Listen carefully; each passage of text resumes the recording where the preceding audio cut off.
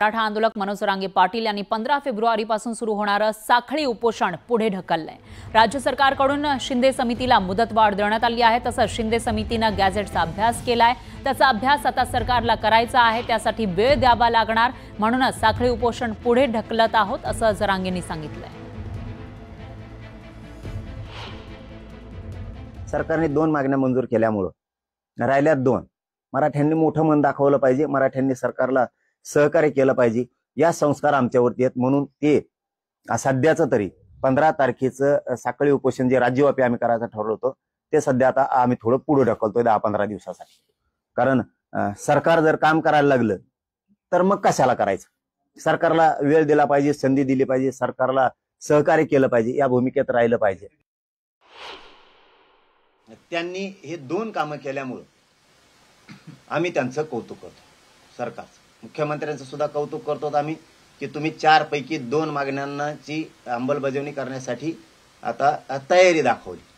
आता राहिल्या 2, त्या 2 साठी तुम्ही जास्तीत जास्त 8 ते 15 दिवसात राहिलेल्या 2 सुद्धा त्याची ही अंमलबजावणी करा, हे जाहीरपणाने सांगतोय।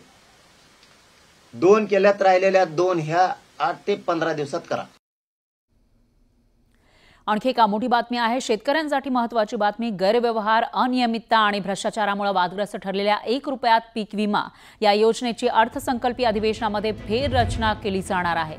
1 रुपयात पीक विमा योजना बंद करून किमान 100 रुपये शेतकऱ्यांनी भरावे किंवा फक्त अल्पभूधारक शेतकऱ्यांसाठी 1 रुपयामध्ये पीक विमा योजना सुरू ठेवण्याचा निर्णय होण्याची शक्यता आहे।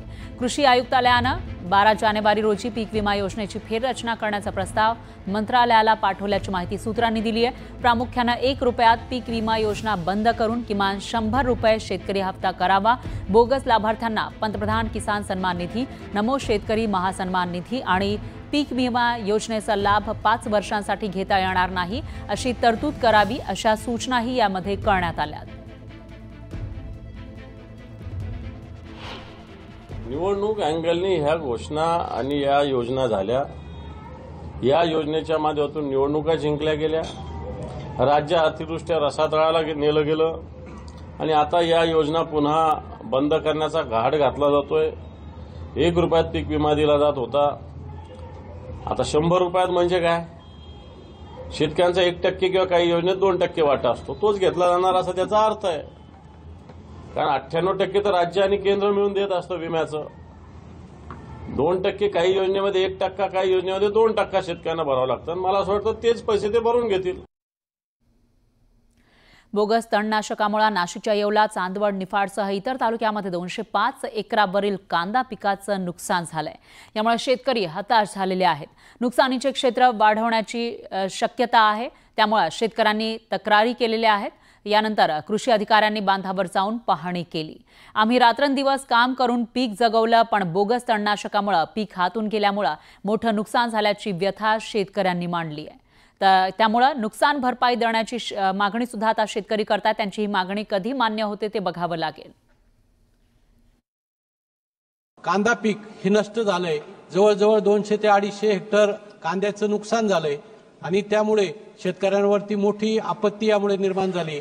तर माझी आपल्याला विनंती की आपण सरकारला आपल्या वतीने सांगून या कंपनीवरती कारवाई करावी आणि शेतकऱ्यांना नुकसान भरपाई द्यावी आणि त्याचबरोबर कांद्यावरचं निर्यात शुल्क जे 20% सध्या चालू आहे ते 0% करावी, ही विनंती।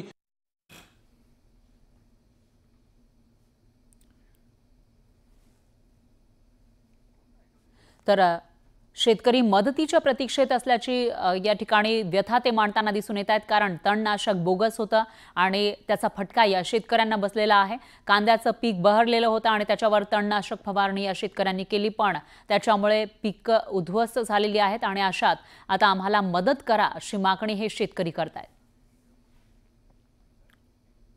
यानंतर एक ब्रेकिंग न्यूज समोर येते। संतोष देशमुख यांच्या पत्नीला शिक्षण संस्थेमध्ये नोकरी दिली जाणार आहे। शिक्षण संस्थेमध्ये कनिष्ठ लिपिकची नोकरी दिली जाणार आहे। रमेश आडसकर यांच्या शिक्षण संस्थेमध्ये कनिष्ठ लिपिकाची नोकरी त्यांना देण्यात आल्याची माहिती समोर येते। तर संतोष देशमुख जे मस्साजोगचे सरपंच होते पण त्यांची निर्घृणपणे हत्या करण्यात आलेली होती आणि आता त्यांच्या पत्नीला शिक्षण संस्थेमध्ये नोकरी दिली जाणार असल्याची माहिती आहे। याविषयी अधिक माहितीसाठी आपले प्रतिनिधी सुरेश जाधव हे आपल्यासोबत जोडले गेले आहेत। सुरेश, काय सांगाल? सरपंच संतोष देशमुख यांच्या पत्नीला आता नोकरी दिली जाणार असल्याचं कळत आहे, एक मोठा आधार म्हणावा लागेल। संतोष देशमुख यांची हत्या झाल्यानंतर अनेक मदतीचे हात समोर आले होते। यामध्ये अनेकांनी पैशाच्या रूपामध्ये देखील मदत केली होती। मात्र रमेश आडसकर यांनी ज्या पद्धतीची ही मदत केली आहे, आता त्यांच्या शिक्षण संस्थेवरती छत्रपती शिवाजी विद्यालय म्हणून आडस इथली शिक्षण संस्था आहे, त्या शिक्षण संस्थेवरती कनिष्ठ लिपिक म्हणून नोकरी देण्यात आलेली आहे आणि त्या संदर्भातली जी शासकीय प्रक्रिया असते, शिक्षण विभागाकडून ज्या पद्धतीने नियुक्तीचे आदेश वगैरे मिळणार असते, ही सगळी संपूर्ण प्रक्रिया पार पाडल्यानंतर आज जो नियुक्तीचा आदेश आहे, हा नियुक्तीचा आदेश मस्साजोग या ठिकाणी आणून त्यांना देण्यात आला। विशेष म्हणजे हा आदेश देत असताना राष्ट्रवादी अजित पवार गटाचे जे जिल्हा प्रमुख आहेत राजेश्वर चव्हाण यांचे देखील या ठिकाणी उपस्थिती होती आणि ही संपूर्ण प्रक्रिया पाडत असताना शिक्षण संस्थेकडून शिक्षण विभागाकडे त्या संदर्भात मान्यता घेण्यात आली आणि नंतर शिक्षण उपसंचालकाकडून याला परवानगी मिळाली। मध्ये राज्य सरकारच्या स्तरावरून देखील याला प्रयत्न केले गेले होते आणि त्यामुळे आता ही नोकरी मिळाल्यानंतर आता अश्विनी देशमुख त्या ठिकाणी नोकरी करणार का? निश्चितच सुरेश, त्यांची यावर काय प्रतिक्रिया आहे तेही बघावं लागेल। दरम्यान धन्यवाद तुम्ही दिलेल्या या सविस्तर माहितीसाठी।